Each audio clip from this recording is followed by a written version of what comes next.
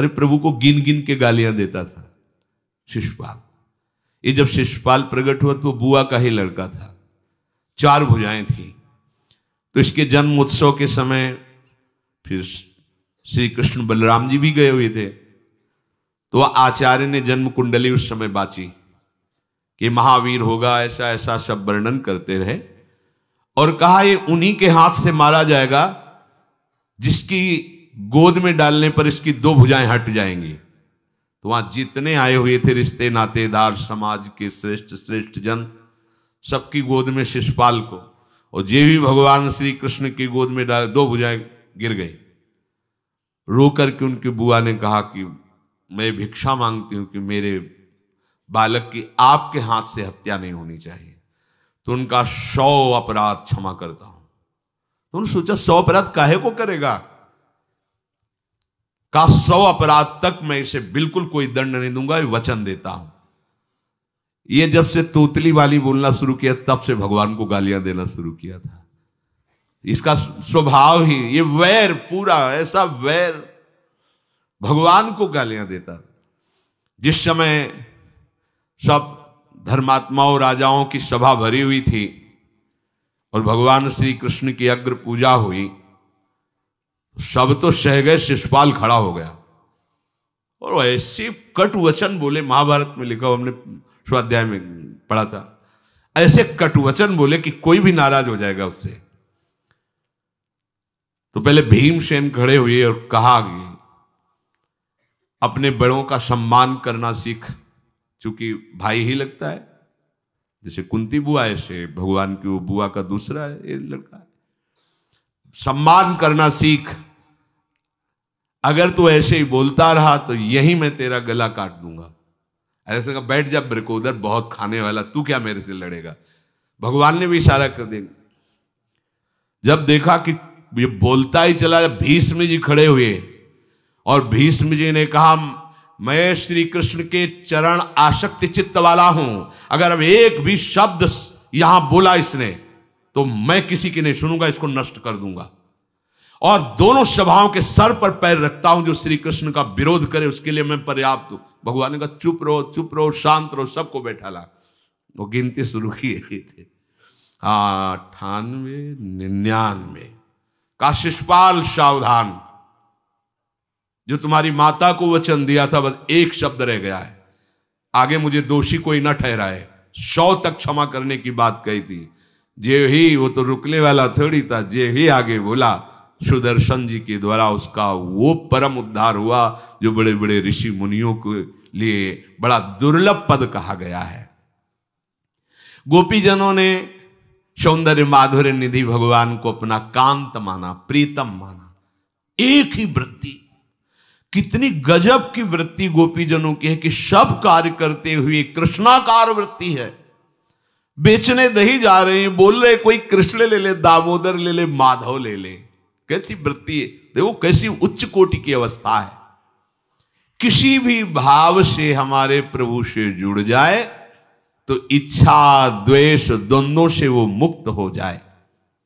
और जब तक ये ठीक है, ये बेठीक है, इस तरह के द्वंद्व तुम्हारे हृदय में बने रहेंगे, तब तक मूढ़ता रहेगी और उससे पतन होता रहेगा। संसार का संबंध दृढ़ होता है इच्छा से। बहुत सुंदर बात है, संसार का संबंध दृढ़ होता ही है इच्छा से। इच्छा खत्म, संसार का संबंध खत्म। कितनी बढ़िया बात है। पर हम भागे घूम रहे हैं इच्छाओं की पूर्ति के लिए। जब एक बता दिया कि समुद्र है भगवान, जो चाहिए इन्हीं से क्यों नहीं, पर इनसे मिलने के लिए भी तुम्हें शराब छोड़ना पड़ेगा, तुम्हें मांस छोड़ना पड़ेगा, व्यभिचार छोड़ना पड़ेगा, गंदे चिंतन छोड़ने पड़ेंगे। वो राजी नहीं हो तो करो पाप और चाहो सुख। ऐसा कैसे हो सकता है? यही है जीव की परेशानी, यही है। वो ये चाहते हैं कि हे संत महात्मा, हे भगवंत, हमको छूट दो, हम खूब गंदे आचरण करें और आप हमसे सेव संतरा रुपया पैसा ले लो और आप ऐसा आशीर्वाद दो कि हमारी उन्नति होती रहे, दुख न मिले, हमें सुख ही मिलता है। कभी स्वप्न में भी नहीं हो सकता। तब लग कुशल न जीव कहूं, सपने हूं मन विश्राम, जब लग भजत न राम कहूं, शोक धाम तज काम। ये दुखों का खजाना काम अर्थात इच्छा, इसका त्याग करके भगवान की शरण में होकर जब तक नाम जप नहीं करोगे, स्वप्न में भी तुम्हें विश्राम नहीं मिलेगा। और नाम जप एक गंदे आचरण करने वालों के हृदय में नहीं हो सकता। नाम परम पवित्र है। ये तभी होगा जब आपका खान पान सात्विक हो, आपका वातावरण सात्विक हो, आपका बोलना उठना बैठना सब सात्विक हो, तब नाम भगवान कृपा करेंगे आपकी जिह्वा। फिर कौन सी इच्छा रह जाएगी, कौन सी इच्छा रह जाएगी? अरे आप विश्वास कीजिए, ये जितनी इच्छाएं हैं सब स्वाप्निक हैं। जब आप सच्चा विवेक धारण करेंगे तो आपसे पूछा भी जाएगा कि जबरदस्ती केवट से कह रहे ले लो, वो कह रहा आप कछुनाथ न चाहिए मोरे, नहीं चाहिए। प्रहलाद जी कह रहे हैं वरदान मांगो, हमारी आज्ञा का पालन करो, तो कह रहे हाँ आपकी आज्ञा का पालन करता हूं, हे नाथ मुझे यही वरदान दीजिए कि आपसे भी कोई इच्छा न रहे। ये वरदान मांगा कि आपसे भी कोई इच्छा। आप सोचो क्या है ऐसा भागवतिक रस कि जिसको वो मिला तो भगवान से भी कह देते। और भक्त तो बड़े विचित्र विचित्र है, वो भगवान से कहते तुम्हारी इच्छा क्या है प्यारे, बोलो हम पूर्ण करते हैं। तुम्हारी इच्छा क्या है, हमारी तो कोई इच्छा ही नहीं, आप बोलो आपकी इच्छा क्या है, आप क्या चाहते हो, मैं कैसे आपको रिझाऊं। ये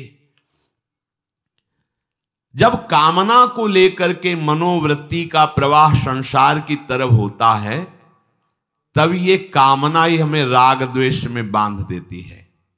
जो महापुरुषों ने उपासना करके शास्त्र स्वाध्याय करके अनुभव किया है, उसे ध्यान से सुनो। इच्छाओं से बचने का उपाय, इच्छा ही आपके बंधन का कारण है, इच्छा ही जन्म मरण का कारण है। इच्छाओं से बचने का उपाय, कर प्रमाद मत बनो आलसी, करो सुचारु रूप से काम, अपना काम स्वयं करने में लाज बड़प्पन तजो तमाम। पहली बात, शरीरधारी को किसी दूसरे शरीर से अपने शरीर की सेवा तब तक नहीं लेनी चाहिए जब तक बीमार ना हो जाए, असमर्थ ना हो जाए, चाहे गृहस्थ में हो चाहे विरक्त में हो। ध्यान दीजिए, आप चाहे आपकी पत्नी हो, पुत्र हो, परिवार हो, आप उनके सेवक हैं, क्योंकि वो सब प्रभु के जन हैं। इस भावना से रहोगे, कभी नाराज नहीं होगे, कभी गुस्सा नहीं आएगा, कभी झगड़ा नहीं होगा। अगर आप अपने को ये माने कि प्रभु मेरे इस रूप में आए हुए हैं, मुझे अपने कर्तव्य का पालन करना है, तो कहीं झगड़ा नहीं हो सकता। तुम जो कर रहे हो तुम्हारा कर्तव्य, हमारा कर्तव्य है कि हम पति पुत्र परिवार आदि जो भी है, ये हमारे भगवान का स्वरूप है। मैं आप समझो वही भगवत साक्षात्कार, पर ऐसा कौन मानता है? अच्छा, साधु वेश में ये जरूर सावधानी रखनी चाहिए, ध्यान देकर सुनिए। जब तक आपका शरीर स्वस्थ है, आप किसी से किसी भी प्रकार की सेवा स्वीकार न करें। भिक्षान्न के सिवा कोई भी सेवा स्वीकार न करें। अपने शरीर की सेवा तब तक करें जब तक आपका शरीर असमर्थ नहीं हो जाता।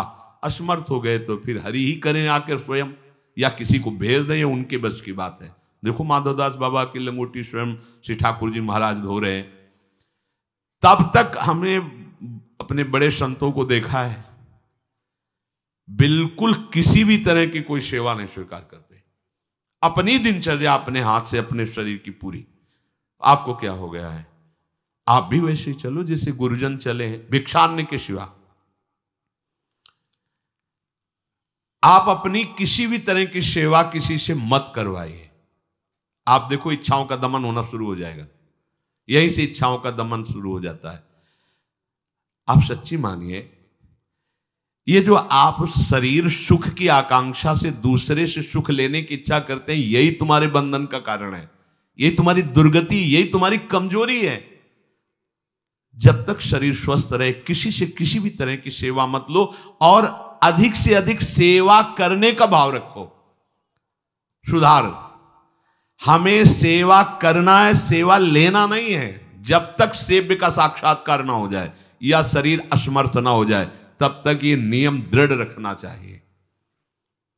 गुरुजनों को भी देखा, श्री जी की सेवा कर दो, रसोई के से बाहर, शरीर सेवा में कभी भी नहीं। कभी धोखे से ऐसे वस्त्र आदि रह गए और महाराज जी अनुपस्थित धो के जल्दी से फैला दिया तो भी डांट लगी, ऐसा क्यों किया? नहीं रखे थे महाराज जी, हमने ऐसा कर दिया। नहीं, जब तक हम कहें नहीं तब तक नहीं। आज भी सरकार अपने ही हाथ से श्री जी को भोग लगा के ही, सब हैं पर वो अपने ही हाथ से 2 रोटी भोग बना के।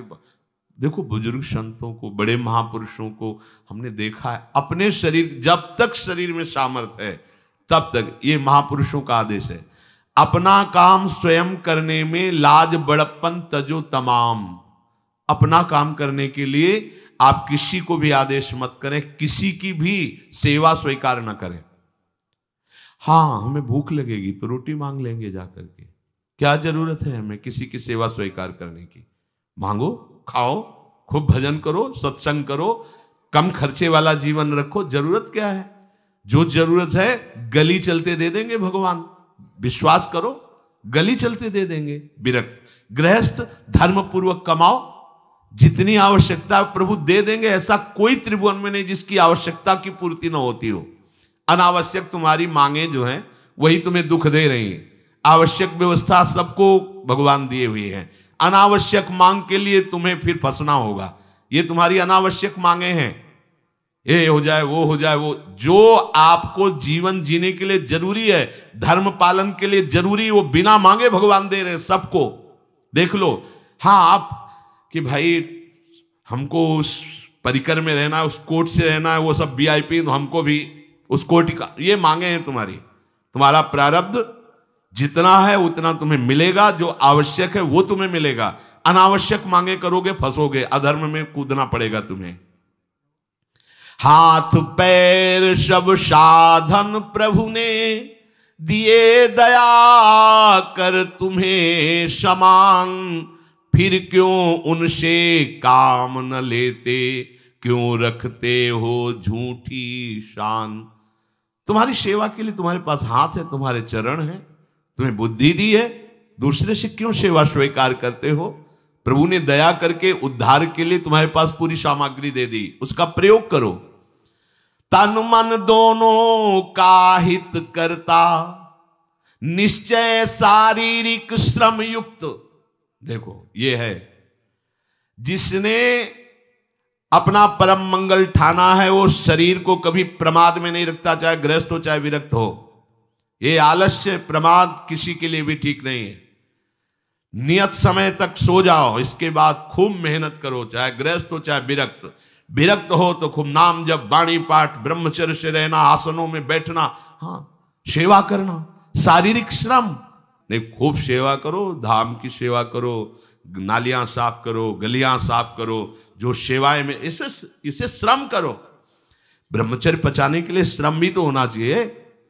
श्री जी की प्राप्ति के लिए मन वचन कर्म से श्री जी के चरणों का आश्रय लेकर के जितना आप अन्न डालते हो उतना आप इसका प्रयोग करो शरीर का। इससे ममता मत रखो। खूब धाम, पुराने संतों को देखो, सोहनी पकड़े कहां कहां तक परिक्रमा में लगा। हमने देखा है एक हरिदासी महात्मा थे, पीछे पानी घाट की तरफ उनकी छोटी सी कुटिया, किलोमीटर तक ऐसे ही सोहनी लगा रहे। वृद्ध वृद्ध महात्मा सेवा करें। अपने लोग जवान महात्मा होकर, शरीर स्वस्थ होकर बेइज्जती से, अगर सोहनी पकड़ के खड़े हो जाओगे गली में तो आपको लगेगा अपनी बेइज्जती हो रही है। वाह, कितनी बड़ी इज्जत है हमारी। स्वामिनी के महल की वीथियों में सोहनी लगाने में तुम्हें बेइज्जती लग रही, और आचार्य चरण याचना कर रहे हैं। यत्किंकरीषु बहुशा खलुका कुवाणी नित्यम परस्य पुरुषस्य शिखंड मौले तस्या कदापि रसनिधेर वृषभानुजायास तत्केल कुंज भवनांगण मार्जनीश्याम। लाडली जो ऐसी कृपा करो कि आपके वृंदावन धाम में कहीं सोहनी लगाने वाली, पोछा लगाने वाली मैं बन जाऊं। मांग रहे हैं। एक से कहा भैया चाहे जितना बुरा प्रारब्ध हो, यहां जो भगत आते हैं उनके जूते साफ कर दिया करो, प्रारब्ध खत्म हो जाएगा।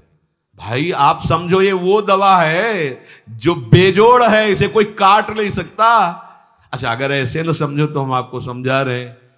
गुरुद्वारे में चले जाओ, चाहे जितना बड़ा अधिकारी हो, सबसे पहली जोरी सेवा यही होती है, पादुका की सेवा करो।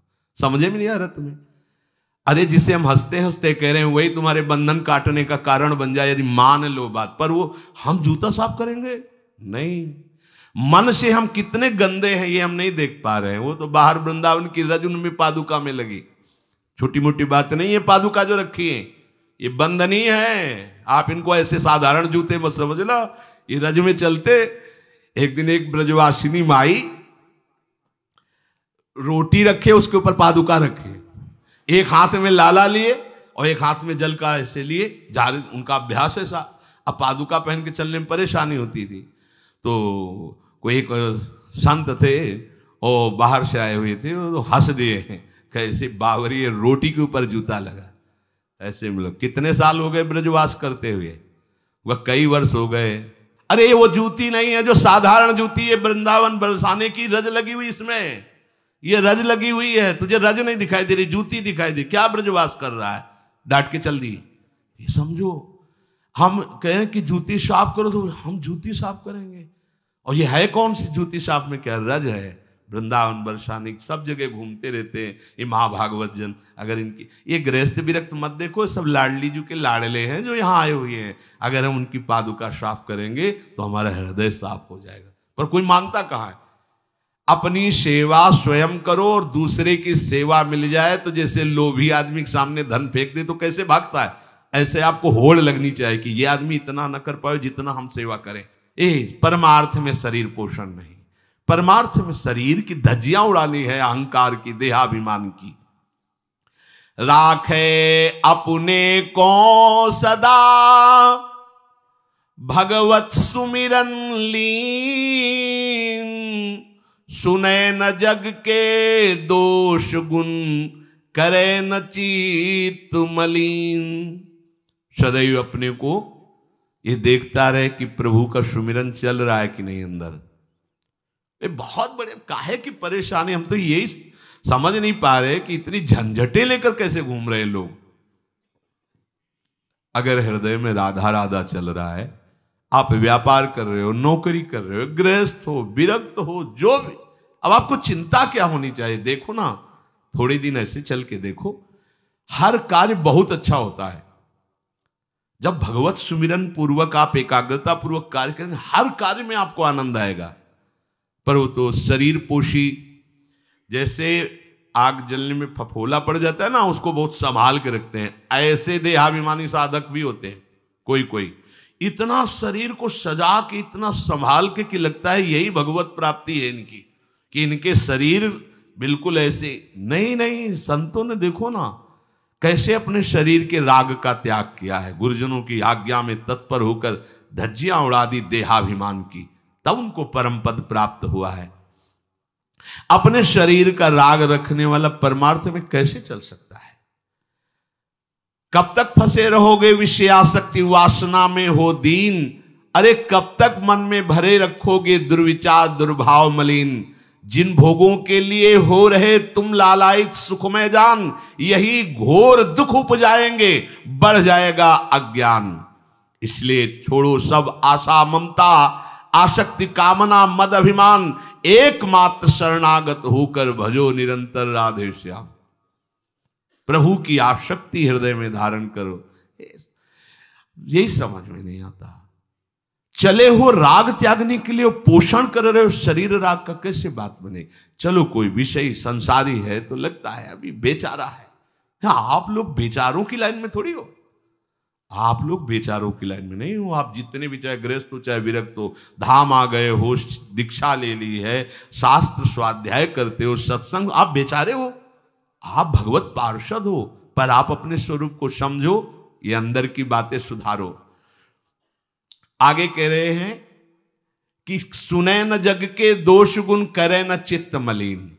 अपने भगवत चिंतन में मगन रहो। कोई तुम्हें यदि किसी की निंदा आदि सुनाने लगे तो उसे मत सुनो। पूछे कछु कछुए कहे, को आए के पास, सुन ले कछु बोले नहीं।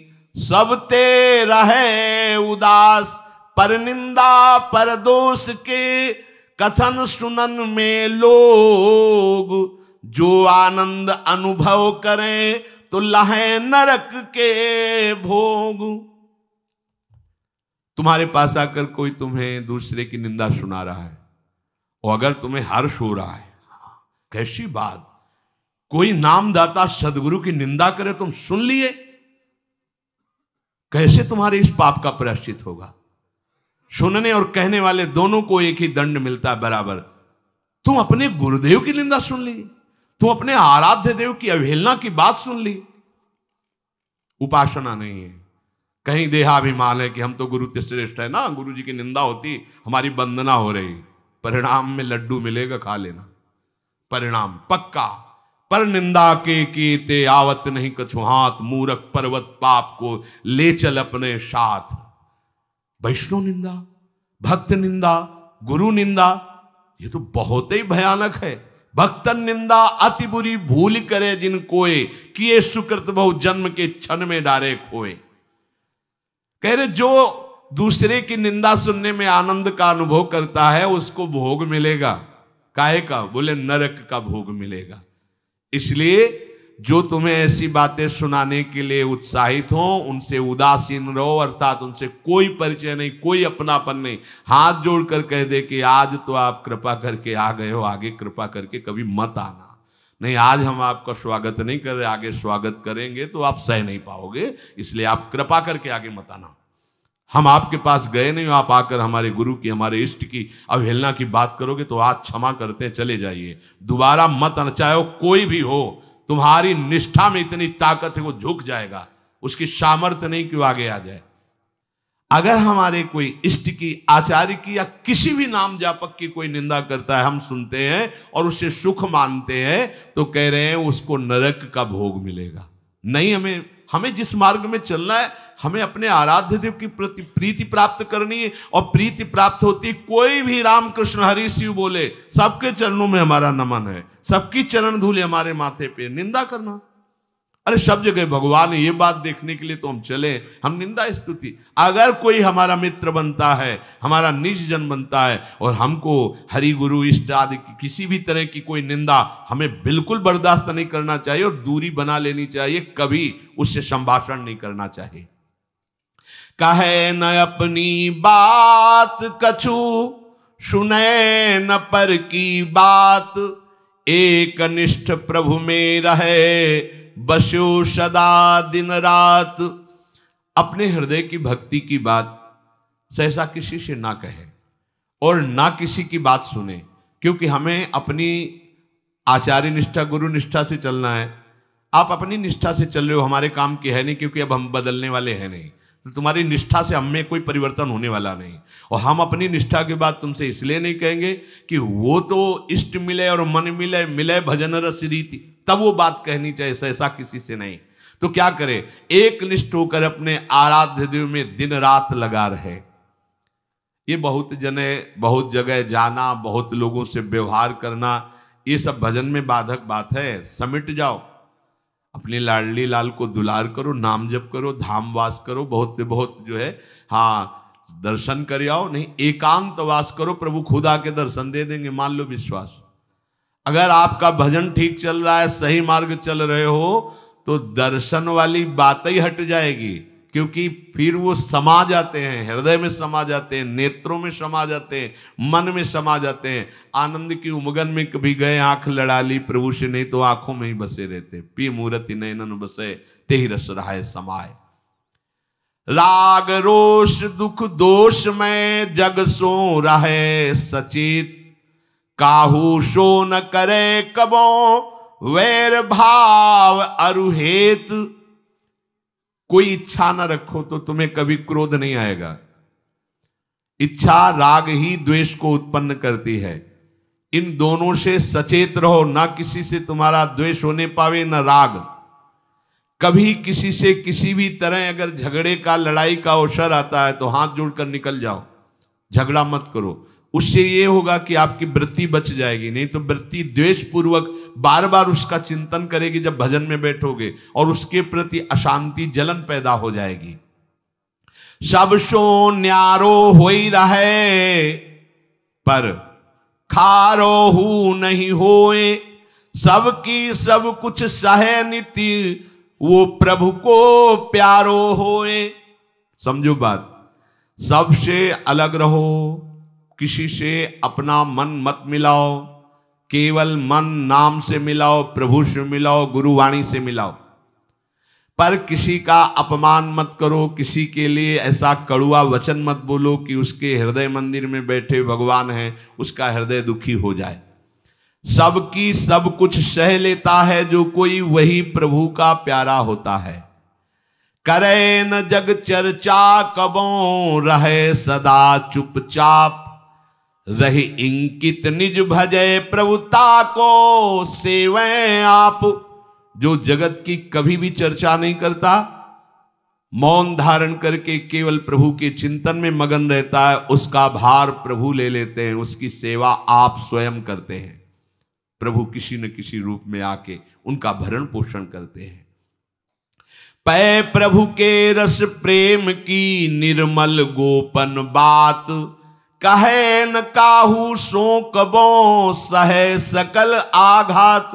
भजन में जो तुम्हें आनंद आ रहा है, जो तुम्हें स्वप्न में कोई अनुभूतियां हो रही या प्रगट में कोई अनुभूति हो रही, कभी भी किसी से भी वो बात ना कहे, क्योंकि ऐसा कहने से तुम्हारे भजन में विघ्न पड़ जाएगा। सारी की सारी बातें पचा लो। जैसे तुम गुप्त रूप से गलतियां करते हो, कभी नहीं बोलते हो, लेकिन कोई भी भागवती की अनुभूति छोटी सी भी होगी तो सभा में बोलने का मन होगा, क्योंकि उससे हमारी प्रशंसा होगी, अहंकार का पोषण होगा। बिल्कुल नहीं। भजन संबंधी कोई भी आनंद की बात, कोई भी भगवदानंद अनुभूति कभी किसी से न कहे, एकदम छुपा जाए। अगर कोई ऐसा कि हमने तो ऐसे लक्षण आप में देखे, हाँ नहीं ये तो ऐसे ही तुम्हें यहाँ हंसुआ, हमारे अंदर ऐसा कुछ नहीं। कोई भी भागवतिक वृत्ति कहीं अपने में आरोपित करके प्रदर्शन का कार्य न कर दे। सह न सके पिय की तनिक निंदा, जो कहूं होए, सहज त्याग सर्वस्व करी, डारे निज को खोए। यदि अपने आराध्य देव की कोई निंदा कर रहा हो तो वहां सहन न करे। सही न सके पिय की तनिक निंदा, जो कहूं हो। संत शंभु श्री पद अपवादा, कही सुनी तास मर्यादा, काटी जीव तासु जो बसाई, श्रवण मुनि न चले पर आई। यदि हमारे कोई आराध्य देव गुरुदेव की निंदा कर रहा है, ताकत हो तो उसकी जबान बंद कर दे, नहीं तो कान में अंगुली डाले उठ के चल दे, दोबारा उसका कभी चेहरा न देखे। भरत जी ने माता कैकेयी से कहा कि आपने हमें निमित्त बनाकर 14 वर्ष का वनवास भगवान श्री राम को दिया, इसलिए आज के बाद में कभी तुम्हें मां नहीं कहूंगा, पापिनी कभी तेरा मुख नहीं देखूंगा। भरत जैसे भगवान के अवतार परम पवित्र माता कैकेयी के लिए ऐसे कट वचन बोले, आज के बाद कभी मां नहीं कहूंगा, है पापिनी तेरा कभी मुख नहीं देखूंगा। ये जो हमारे इष्ट की निंदा कर दे, हमारे गुरुदेव की निंदा कर दे, हम उसे आदर देंगे, हम उसको बात सुनने के लिए बैठा लेंगे। हाँ और बाओ, हमें और गंदा करो। सहज त्याग सर्वस्व करी, डारे निज को खोए। अपने अपनत्व को अपने आराध्य देव में सहज समर्पित कर दे। या जग में जाके हृदय ऐसो प्रेम समाए, हरिता को अति चाव सो रखें सदा अपनाए। इस जग में जिसके हृदय में ऐसी निष्ठा होती है, तो हरि उसे अपना मान करके फिर स्वयं उसका भार लेकर इस संसार में रखते हैं, अर्थात उससे वही कराते हैं जिससे जग मंगल होता है। निर्मल या प्रभु प्रेम की महिमा कही न जाए, अति प्रेमी जो श्याम को हरि ही नित्य बसाए। दुख में संतत सुख लहे, सो आवे यही बाट, नाहित क्यों रचना करे, कपट नरक को ठाठ। जो निर्मल भगवत प्रेम है उसको कहा नहीं जा सकता, वो अनिर्वचनीय है। ऐसे निर्मल प्रेमी महात्मा के हृदय में श्याम सुंदर निरंतर वास करते हैं। इस निर्मल प्रेम को जिसे प्राप्त करना हो तो कमर कस ले, दुख का मार्ग है, इसमें दुख में चल करके महासुख में पहुंचा जाता है। कह रहे दुख में संतत सुख लहे, सो आवे ही बाट। भारी से भारी विपत्ति, अपमान, तिरस्कार में भी जो सुख का अनुभव करते हुए भगवत भजन करते रहते हैं, वो जाते हैं उस महासुख परमानंद में। नहीं तो कह रहे हैं नाहित क्यों रचना करे, कपट नरक को ठाठ। फिर ये बातें बनाने से नरक ही मिलेगा, भगवत प्राप्ति नहीं होगी। इसलिए इच्छा और द्वेष का त्याग करके अपने आराध्य देव के निरंतर चिंतन में मगन रहो। भजन का फल है अपना अस्तित्व मिटा देना, कोई भी इच्छा न रह जाना। तो श्री भगवान स्वयं उसके हृदय में बैठ करके सब योगक्षेम का वाहन करते हैं। जैसे अहंकार से हम सोचते हैं ये हम नहीं करेंगे तो कैसे हो जाएगा, तो पूरी सृष्टि तुम्हारे करने से हो गई है क्या? जिन्होंने एक संकल्प में अनंत ब्रह्मांडों का सृजन, पालन और लय करते हैं, करते रहेंगे, उन प्रभु को पहचानने के लिए मनुष्य जन्म हुआ है। यही परम कर्तव्य है, हम भजन करके उनमें लीन हो जाएं, उनको जान जाएं, तो महान दुख से हमारा छुटकारा हो जाए।